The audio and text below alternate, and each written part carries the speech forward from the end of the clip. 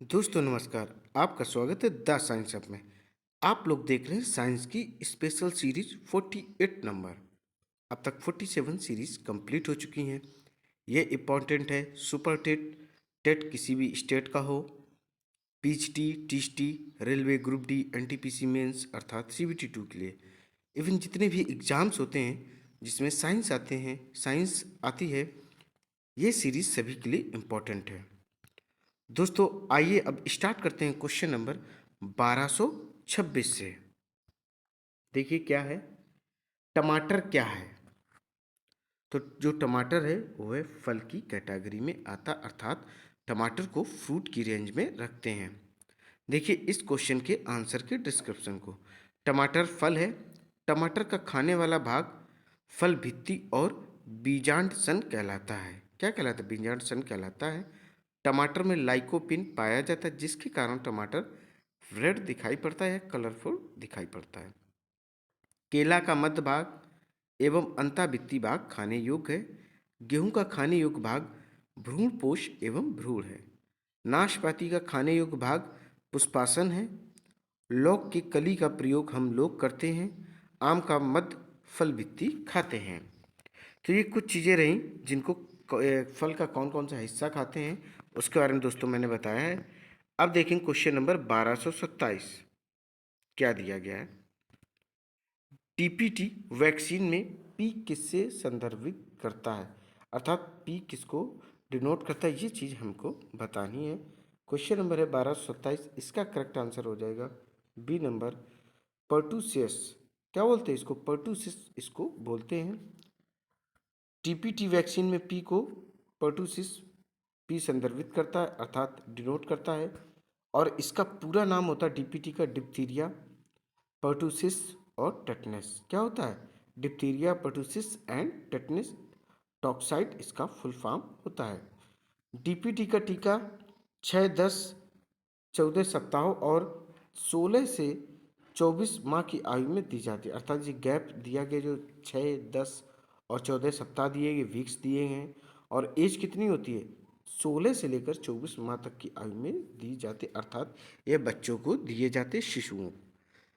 TT जिसको tetanus toxoid कहते हैं, जो 10 वर्ष और 16 वर्ष की आयु में दिया जाता है। राष्ट्रीय आयोडीन अल्पता विकार नियंत्रण कार्यक्रम 1962 ईस्वी में चलाया गया था। कब चलाया गया था? 1962 में। तभी भारत और चीन का युद्ध भी हुआ था। अब देखेंगे क्वेश्चन नंबर हम लोग 1228। देखिए क्या है, प्रकंद जिसको राइजोम कहते हैं किसका उदाहरण है? तो इसका करेक्ट आंसर हो जाएगा अदरक। जो प्रकंद है ये अदरक का एग्जाम्पल है।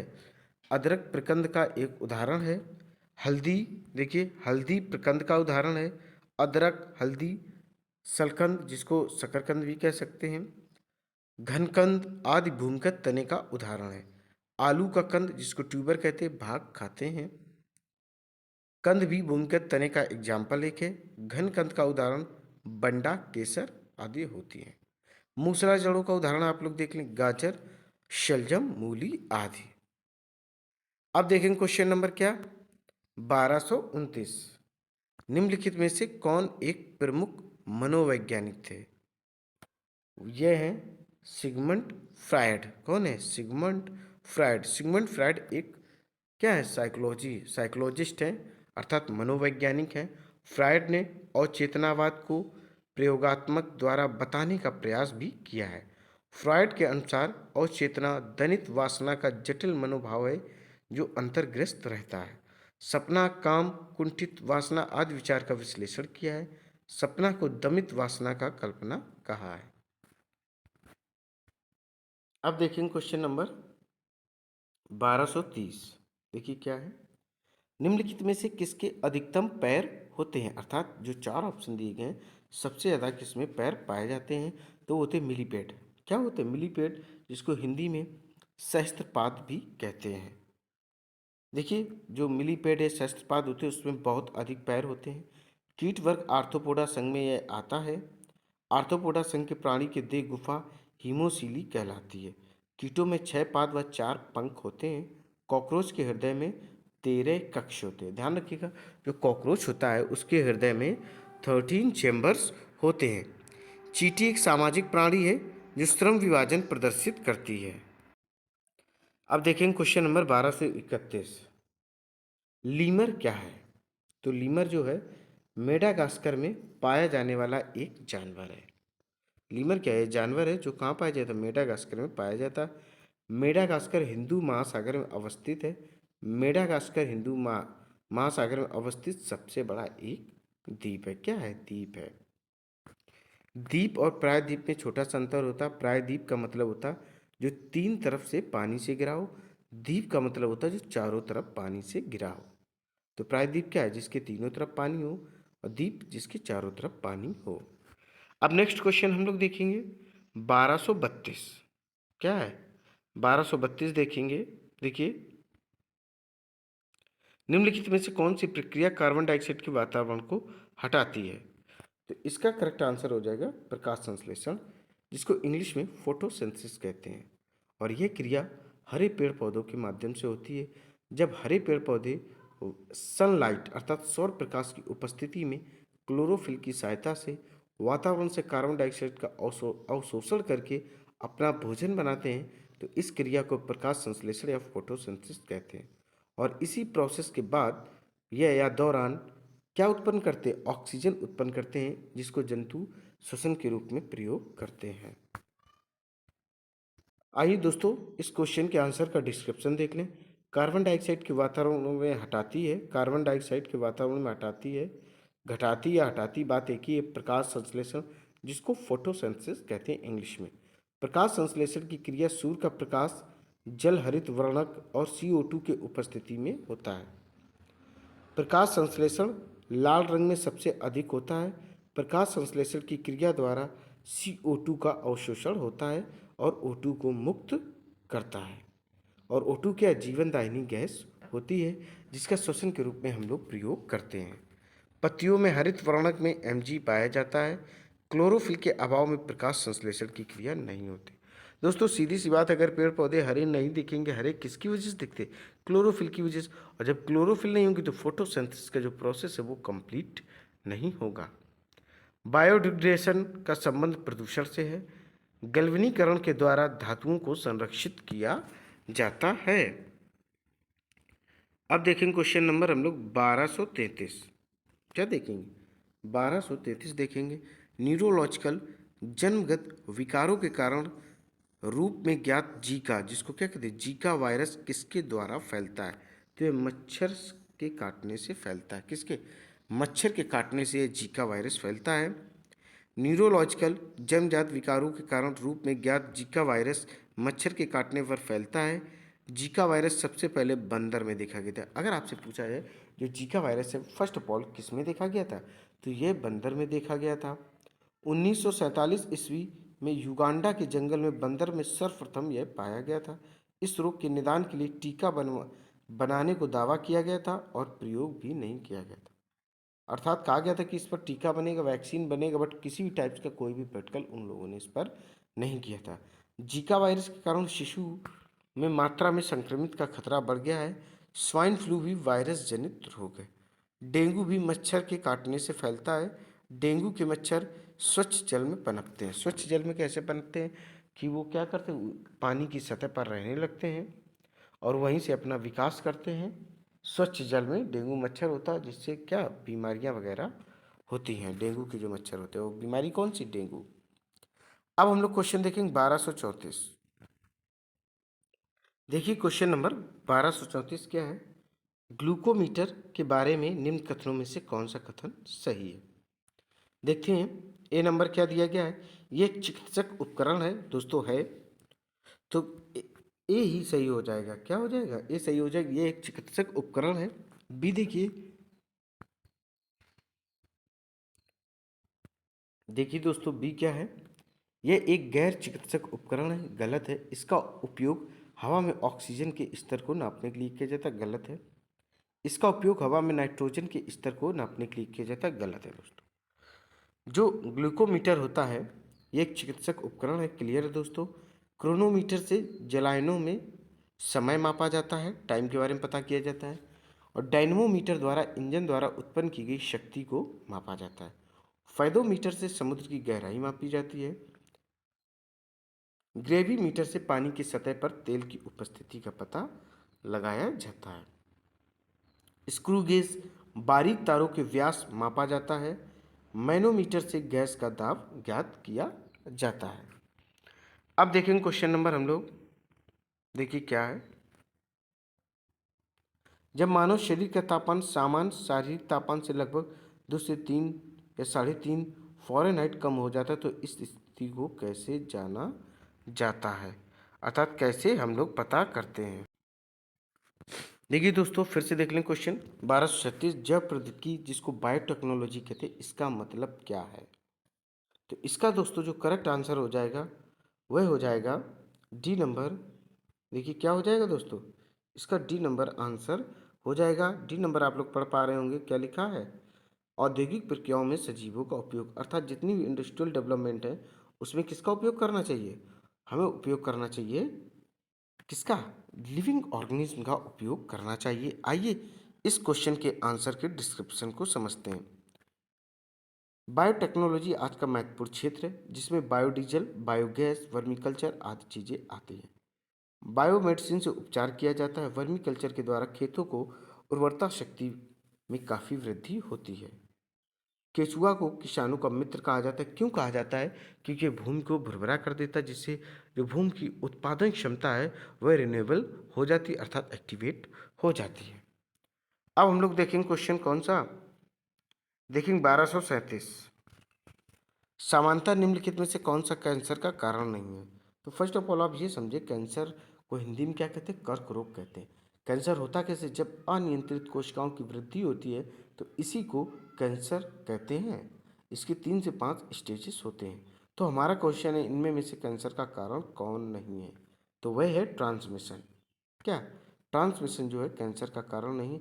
बाकी जितनी चीज़ें आनुवांशिकी देख सकते हैं, उत्परिवर्तन देख सकते हैं जिसको म्यूटेशन कहते हैं, पर्यावरणीय कारक भी देख सकते हैं, सारे के सारे क्या हैं, इससे कैंसर हो सकता है, बट ट्रांसमिशन से किसी भी टाइप्स का कोई कैंसर होने की संभावना नहीं होती है। देखिए इस क्वेश्चन के आंसर के डिस्क्रिप्शन को, समानता ट्रांसमिशन कैंसर का कारण नहीं है। ओजोन परत के क्षय से पराबैंगनी किरण पृथ्वी पर आ सकता है जिससे चर्म कैंसर हो सकता है। सेल के अनियंत्रित वृद्धि से कैंसर होता है। रेडियो सक्रिय स्ट्रोंटिसियम जिसको बोलते हैं स्ट्रॉन्सियम 90 के कारण अस्थि कैंसर हो जाता है। इटाईटाई नामक रोग कैडमियम के कारण होता है। इटाईटाई जो रोग बहुत फेमस है, अक्सर एग्जाम में दोस्तों पूछा जाता है कि ये किसके कारण होता है, तो कैडमियम के कारण होता है। कैंसर बनने के पीरियड को लेटेंट पीरियड कहते हैं। जब कैंसर बनता है तो उसे कहा जाता है लेटेंट पीरियड। आइए अब देखते हैं क्वेश्चन नंबर 1238। ऑस्टियोपोरोसिस किस रोग से संबंधित है। तो इसका करेक्ट आंसर हम आपको बताएंगे, पहले क्वेश्चन में टिक मारते हैं। हड्डी, ऑस्टियोपोरोसिस, ऑस्टियोमोलोसिस, रिकेट्स, सारी की सारी क्या है, ये हड्डी से संबंधित है और विटामिन डी की कमी से यह रोग होता है। ऑस्टियोपोरोसिस में क्या होता है, बोन्स जो वगैरह होती हैं वह मुड़ जाती हैं। आइए इस क्वेश्चन के आंसर के डिस्क्रिप्शन को देखते हैं। ऑस्टियोपोरोसिस रोग हड्डी से संबंधित है। ऑस्टियोपोरोसिस रोग वयस्क में होता है। इस रोग का कारण विटामिन डी की कमी है। विटामिन डी का जो रासायनिक नाम है कैल्सीफेरॉल होता है और इसका मुख्य स्रोत होता है सूर्य का प्रकाश। जैसा कि इसमें दिया गया है, जो विटामिन डी का मुख्य स्रोत है प्रातःकालीन सूर्य के प्रकाश भी है। मछली, यकृत, तेल, दूध, अंडा आदि भी इसके स्रोत हैं। विटामिन डी की कमी से बच्चों में कौन सा रोग होता है, सूखा रोग होता है, जिसको इंग्लिश में रिकेट्स कहते हैं। सूखा रोग में होता क्या, पेट निकल आता, हाथ पैर एकदम पतले दुबले हो जाते हैं, ये विटामिन डी की कमी होती है बच्चों में। अब क्वेश्चन नंबर देखेंगे 1239। ओटीसी दवा क्रोसिन एक दवा है, कौन सी दवा है, इसके बारे में आपको बताना है। देखिए तो ओटीसी की बात हो रही थी, यह दर्द निवारक एवं ज्वार नाशक है। क्या है, दर्द निवारक और ज्वार नाशक ये दवा होती है। इसको एनाल्जेसिक एंड एंटीपायरेटिक कहते हैं। क्या कहते हैं, एनाल्जेसिक और एंटीपायरेटिक इसे कहते हैं। दर्द नाशक एवं ज्वर नाशक इसको कहते हैं। अब देखेंगे, देखिए ओटीसी दवा क्रोसिन एक दर्दनाशक एवं ज्वरनाशक दवा है। मानव शरीर का तापमान 37 सेल्सियस 98.6 फ़ारेनहाइट से अधिक होने पर ज्वार हो जाता है। ऐसे मानव के शरीर का तापमान बढ़ने के कारण सेल में पानी की कमी होने लगती और 102 से या 103 तक फ़ारेनहाइट से अधिक बुखार मानव की मृत्यु का कारण हो जाता है। देखिए फ़ारेनहाइट में जो अपनी बॉडी का टेम्परेचर होता है 98.6 कितना होता है 98.6 फ़ारेनहाइट होता है। यही अगर 102 103 हो जाए तो ये संभावना रहती है कि डेथ हो सकती है। बट बहुत से ऐसे लोग हैं जिनको 102 105 तक फीवर जाता है बट वो मेंटेन रहते हैं। अब देखेंगे क्वेश्चन नंबर हम लोग 1240। देखिए क्या है, ओंकोलॉजी किस बीमारी के उपचार से जुड़ा है? तो ओंकोलॉजी का सीधा संबंध है कैंसर से। ओंकोलॉजी के अंतर्गत कर्क रोग का अध्ययन किया जाता है। तो किससे कैंसर का अध्ययन किया जाता है? देखिए इस क्वेश्चन के आंसर का डिस्क्रिप्शन। ओंकोलॉजी कैंसर बीमारी के उपचार से जुड़ा है। रेडियो सक्रिय स्ट्रॉसियम 90 के कारण अस्थि रोग हो जाता है। क्या हो जाता है? अस्थि रोग हो जाता है। कोंकोलॉजी में शंख विज्ञान जिसको मोलस्क विज्ञान कहते हैं इसका अध्ययन किया जाता है। शंख हम सभी लोग जानते हैं जो मौरंग नदियों में या किसमें सागरों महासागरों में शंख निकलते रहते जो उसकी स्टडी की जाती है। इसके अंतर्गत एक संघ भी है मोलस्क का, उसका भी स्टडी की जाती है, उसको कोंकोलॉजी कहते हैं। अब बात करते हैं कॉस्मोगोनी में ब्रह्मांड उत्पत्ति का अध्ययन किया जाता है कि अर्थात ब्रह्मांड कैसे उत्पत्ति हुई, सारी एक्टिविटी कैसे हैं। तो इसके अंतर्गत कॉस्मोलॉजी के अंतर्गत इन सब चीज़ों का अध्ययन किया जाता है ब्रह्मांड। पोमोलॉजी में फल विज्ञान का अध्ययन किया जाता है। फल भी अपने आप में विशेषता, विभिन्न प्रकार के ये पोषक तत्व देते, विभिन्न प्रकार के विटामिन अवेलेबल कराते हैं। तो पोमोलॉजी के अंतर्गत फलों का अध्ययन किया जाता है। ओडोंटोलॉजी दांतों का अध्ययन किया जाता है। दांत भी विभिन्न प्रकार के होते हैं, जितने लोग होंगे उतने टाइप्स के दांत पाए जाते हैं। दांत जीवन में दो बार निकलते हैं, एक अस्थायी दांत जिसको दूध के दांत कहा जाता है, टेम्परेरी टीथ। एक होते हैं स्थायी दांत जिनको परमानेंट टीथ कहा जाता है। तो ओडोंटोलॉजी के अंतर्गत दांतों का अध्ययन किया जाता है। अब क्वेश्चन देखेंगे 1241। देखिए क्या है, खाली स्थान है विटामिन डी सबसे ज़्यादा होता है। तो विटामिन डी किस में होता है? कॉड लिवर होता है, जो मछली का तेल होता है, जो मछली में फैट्स पाई जाती है, वसा पाई जाती है, उसमें सबसे ज़्यादा विटामिन डी पाया जाता है। और विटामिन डी इंपॉर्टेंट होता है बोन्स के लिए। किसके? बोन्स के लिए इंपॉर्टेंट होता है। आइए इस क्वेश्चन के आंसर के डिस्क्रिप्शन को देखते हैं। कोड लिवर तेल जिसे मछली का तेल भी कहते हैं, विटामिन डी इसमें सबसे ज़्यादा होता है। विटामिन डी सुबह में सूर्य के प्रकाश में भी मिलता है। विटामिन डी की कमी से बच्चों में सूखा रोग जिसको रिकेट्स भी कहते हैं, और विटामिन डी से हड्डी भी मजबूत होती है। और जो सूरजमुखी का दोस्तों क्या होता है? फ्लावर्स होता है। क्या होता है? फ्लावर्स होता है। उसके जो तेल होता है उसमें कोलेस्ट्रॉल की मात्रा कम होती है। सूरजमुखी तेल में जो कोलेस्ट्रॉल की मात्रा होती है वह कम होती है। अब देखें क्वेश्चन नंबर 1242। देखिए, भारत की मवेशी रोग निगरानी एवं पूर्वानुमान प्रणाली का नाम क्या है? तो इसका दोस्तों जो करेक्ट आंसर हो जाएगा वो अभी हम आपको बताते हैं। इसका करेक्ट आंसर क्या हो जाएगा?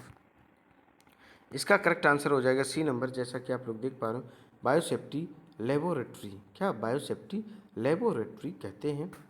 देखिए, भारत की मवेशी रोगी निगरानी एवं पूर्वानुमान प्रणाली का नाम बायोसेफ्टी लेबोरेटरी है। भारत विश्व का सबसे अधिक पशु वाला देश, अर्थात क्या है? भारत में सबसे अधिक पशु पाए जाते हैं। और जानकारी के लिए बता दें, जो यूपी है, उत्तर प्रदेश, जनसंख्या की दृष्टि से सबसे बड़ा राज्य है और यहाँ पर सबसे अधिक कृषि की जाती है। अगर आपसे पूछा जाए यूपी में मुख्य साधन क्या है का, तो आप कह सकते हैं कि कृषि है। ज़्यादातर लोग कृषि पर निर्भर हैं।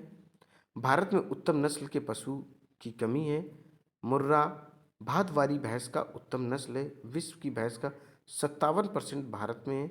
जमुनापारी बकरी की उत्तम नस्ल है। भैंस की जाए तो मुर्रा, भादवरी, भादवारी कहेंगे, और जमुनापारी बकरी की एक होती है। पश्मीना भी होती है बट उससे ऊन वगैरह बनाया जाता है। भेड़ या बकरी की एक प्रजाति होती है दोस्तों। अब देखेंगे क्वेश्चन नंबर हम लोग, पादप विज्ञान में किसका अध्ययन किया जाता है? तो पादप विज्ञान जिसको फाइटोलॉजी कहते हैं, इसमें पौधों का अध्ययन किया जाता है। किसका अध्ययन किया जाता है? इसमें पौधों का अध्ययन किया जाता है फाइटोलॉजी में। देखिए आगे, पादप विज्ञान में पौधों का अध्ययन किया जाता है जिसको इंग्लिश में फाइटोलॉजी कहते हैं। अरस्तु ने समस्त जीवों को जंतु समूह एवं वनस्पति समूह में विभाजित किया। अरस्तु को जीव विज्ञान एवं जंतु विज्ञान का पिता कहा जाता है। अरस्तु को इंग्लिश में अरिस्टोटल कहते हैं। डेंड्रोलॉजी, वृक्षों एवं झाड़ियों का अध्ययन किया जाता है। डेंड्रोलॉजी में किसका अध्ययन किया जाता है? वृक्षों एवं झाड़ियों का।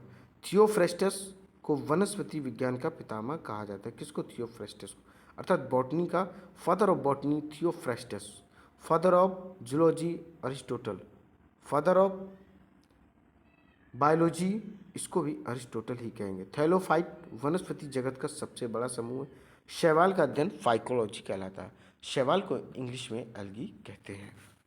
आइए नेक्स्ट क्वेश्चन देखेंगे। 1244, चेचक जिसको चिकन पॉक्स कहते हैं किस वायरस के कारण होता है? तो इसका करेक्ट आंसर हो जाएगा वेरिसेला। जो चेचक है वह वेरिसेला वायरस के कारण होता है। चेचक रोग से संपूर्ण शरीर प्रभावित होता है। चेचक रोगी को तेज बुखार और शरीर पर लाल लाल दाने आ जाता है। खसरा रोग मोरविली वायरस से फैलता है। छोटी माता रोग वेरिसेला वायरस से होता है। खसरा रोग किससे होता है? मोरविली वायरस से। और छोटी माता वेरिसेला से होता है। अब देखेंगे नेक्स्ट क्वेश्चन। कीमोथेरेपी किस रोग के उपचार के लिए इंपॉर्टेंट है? देखिए, इसका करेक्ट आंसर है सी, कैंसर अर्थात कर्क रोग जिसमें अनियंत्रित कोशिकाएं बढ़ती हैं। कीमोथेरेपी कैंसर रोग के उपचार के लिए दी जाती है। कीमोथेरेपी कैंसर रोगी के लिए बहुत लाभदायक उपचार है। इलेक्ट्रिक शॉट द्वारा रोगग्रस्त सेल को नष्ट करने का प्रयास किया जाता है। कैंसर रोग कोशिकाओं की अनियंत्रित वृद्धि के कारण होता है। कैंसर से मुख्यतः 4 प्रकार की होती है। हेपेटाइटिस ए, बी, सी प्रकार यकृत को प्रभावित करता है। इसे पीलिया या पंडु रोग भी कहते हैं। क्या कहते हैं? ये एक जेनेटिक डिजीज होती है, वंशानुगत डिजीज होती है।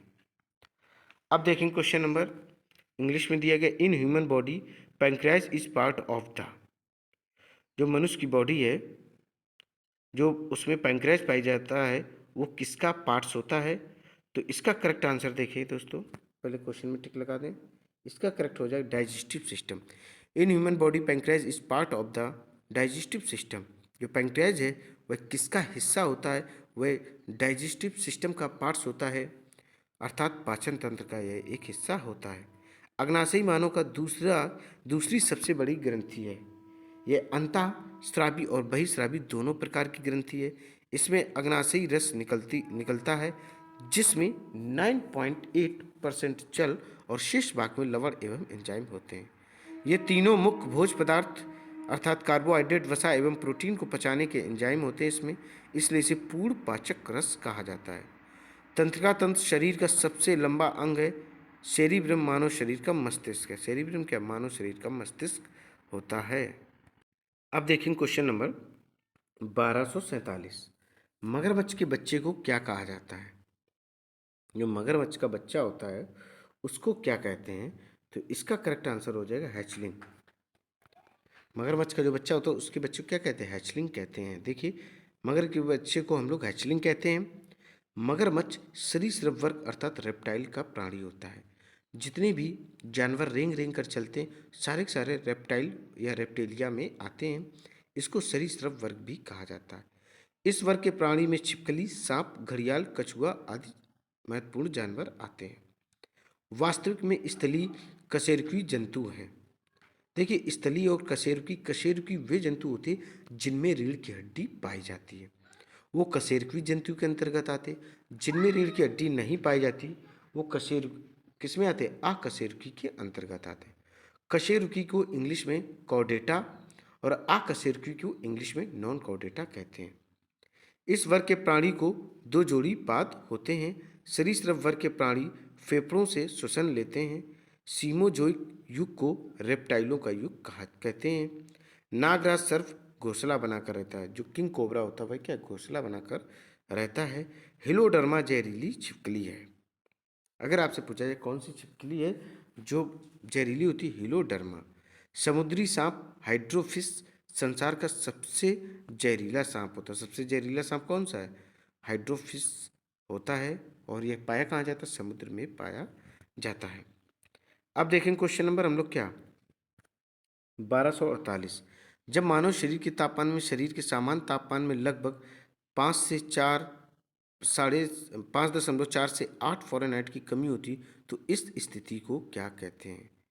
तो इसका दोस्तों जो करेक्ट आंसर है, इसके पहले मैंने आपको बताया भी था, तो शायद आपको याद हो, इसको कहेंगे हाइपर पायरेक्सिया। क्या कहेंगे? इसको हाइपर पायरेक्सिया कहेंगे। जब 5 से 8 फ़ारेनहाइट गिरेगा और 2 से 3.5 तक गिरेगा तो वो हाइपोथर्मिया कहलाएगा।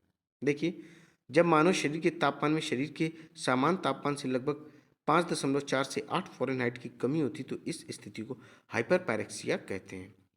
मानव शरीर का जो तापमान होता है वह 98.6 फ़ारेनहाइट होता है। मानव शरीर का सेल्सियस में 37 होता है। स्तनधारी में सबसे अधिक तापमान बकरी का होता है 39 सेल्सियस।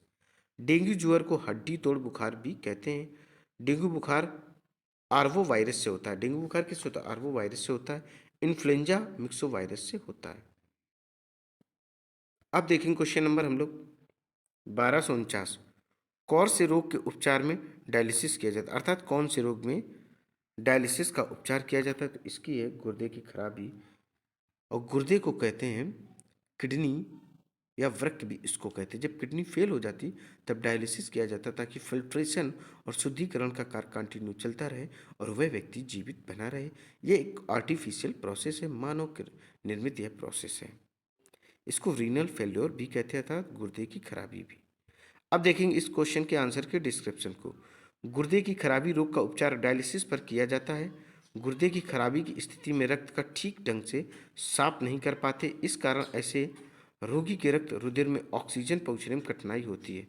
शुद्ध रक्त की कमी होने लगती है। इसे दूर करने के लिए डायलिसिस का सहयोग लिया जाता है। कैंसर सेल के अनियंत्रित वृद्धि से होता है। दृष्टि वैषम, जिसको एस्टिग्मेटिज्म कहते हैं, रोग बेलनाकार लेंस से दूर किया जाता है। गठिया शरीर की हड्डियों को जोड़ में खराबी होने से होता है।